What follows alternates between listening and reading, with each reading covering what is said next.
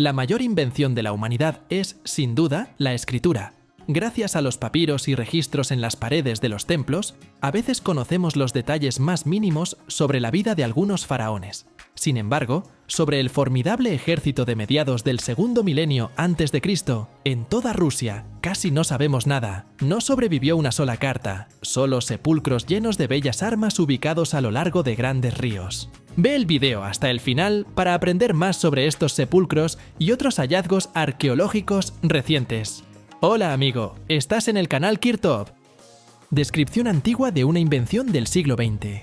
Científicos del University College London publicaron un estudio algo sensacional que demuestra que la celda de cromo se inventó 1000 años antes de lo que se pensaba. Se cree que el acero inoxidable resistente a la corrosión dopado con cromo se inventó hace unos 100 años. El acero de cromo se considera una de las principales innovaciones del siglo XX. Sin embargo, arqueólogos británicos afirman que, de hecho, el invento se realizó al menos 1000 años antes.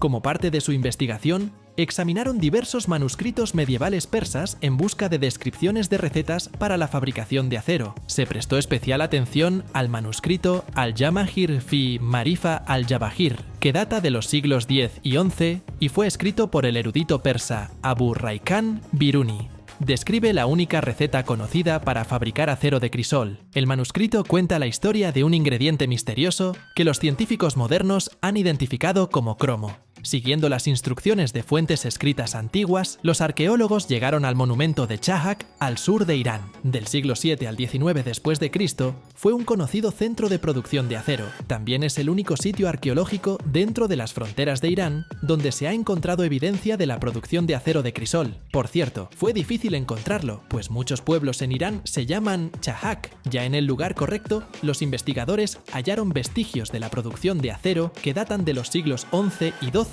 después de Cristo. De desechos, extrajeron los restos de carbón vegetal, los cuales se sometieron al procedimiento de datación por radiocarbono.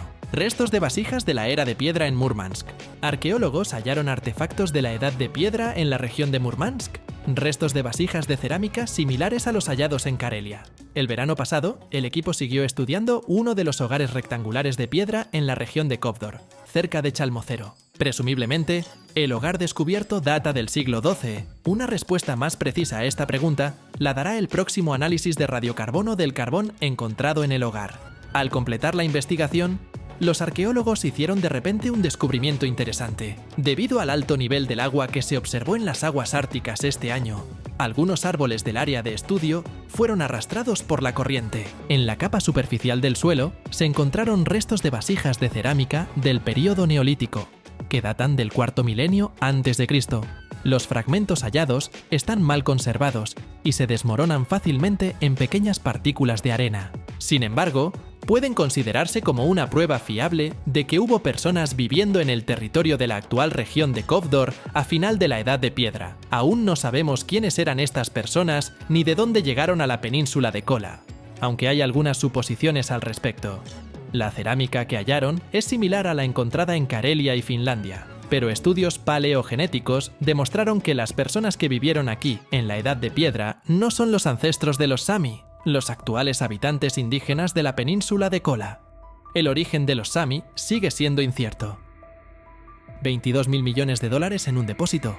El templo indio de Padmanabhaswamy ganó fama mundial en julio de 2011, cuando se descubrieron innumerables tesoros en su sótano. 20.000 millones de dólares. Estos hallazgos solo pueden compararse con el valor de las tumbas del faraón egipcio Tutankamón, descubiertas en 1922. El templo fue construido en 1750. La historia de la aparición de tesoros en el templo tiene origen en la cultura y las costumbres de la antigua India, cuando los rajás, al acceder al trono, regalaban al antiguo santuario tanto oro como su propio peso. En todo momento, los mercaderes que visitaban la ciudad hacían generosas ofrendas a la deidad del templo Padmanabhaswamy, no solo para recibir una bendición para un comercio fructífero, sino también para conseguir el favor de las autoridades locales. Durante siglos, en el templo se acumularon riquezas que los creyentes traían como regalos. Los sacerdotes del templo recogían estos regalos y los guardaban en 6 depósitos subterráneos. En 6 cámaras, de las cuales 2 fueron selladas hace unos 130 años,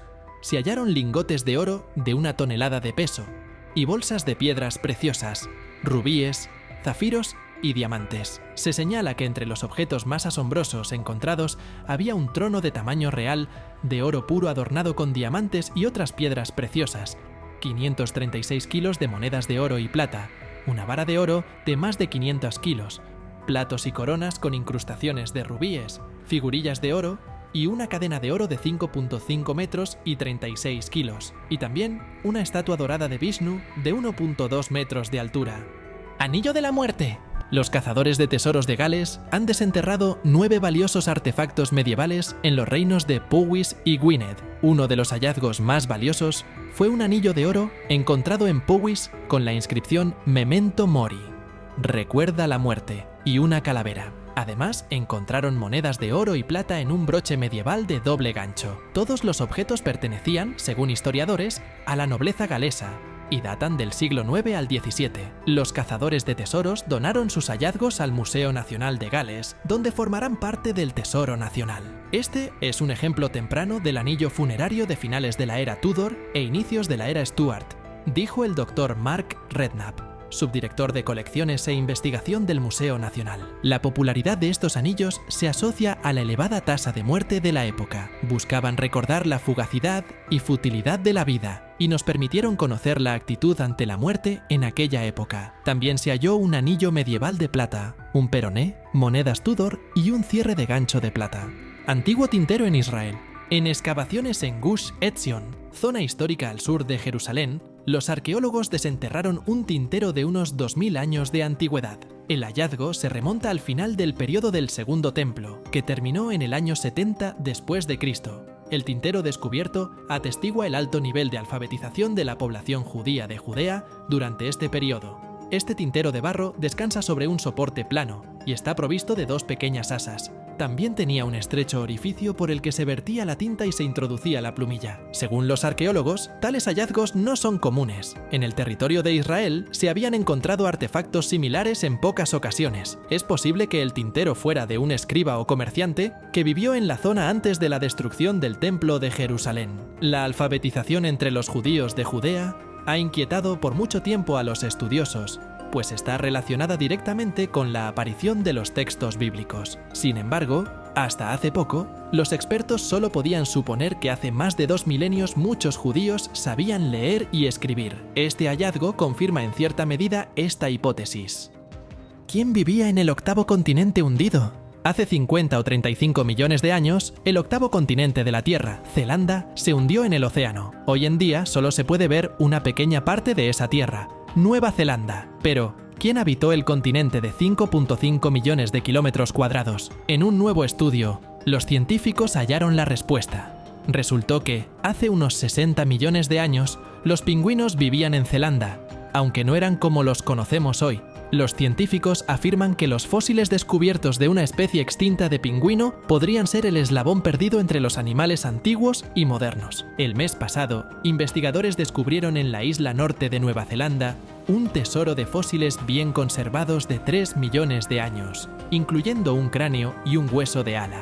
Tras un minucioso análisis, concluyeron que estos huesos pertenecían a una especie hasta entonces desconocida de pingüinos crestados que fue bautizada como Eudipes atatu.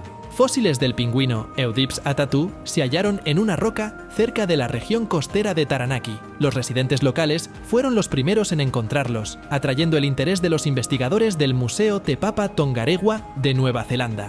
Cuando los científicos descubrieron que los fósiles tenían 3 millones de años, los compararon con los huesos de otras especies vivas de pingüinos crestados, descubriendo que el antiguo pingüino era similar a los pingüinos modernos, aunque su pico era más fino. Esto indica una dieta diferente para el animal. Los expertos creen que los antiguos pingüinos eran gigantescos. En 2017 descubrieron que los megapingüinos prehistóricos medían unos 2 metros de altura y pesaban 100 kilogramos. Gran parte de Zelanda, que tiene más o menos la mitad del tamaño de Australia, está actualmente a 1066 metros bajo el agua. Fue hogar de dinosaurios y estaba cubierto de una exuberante selva tropical.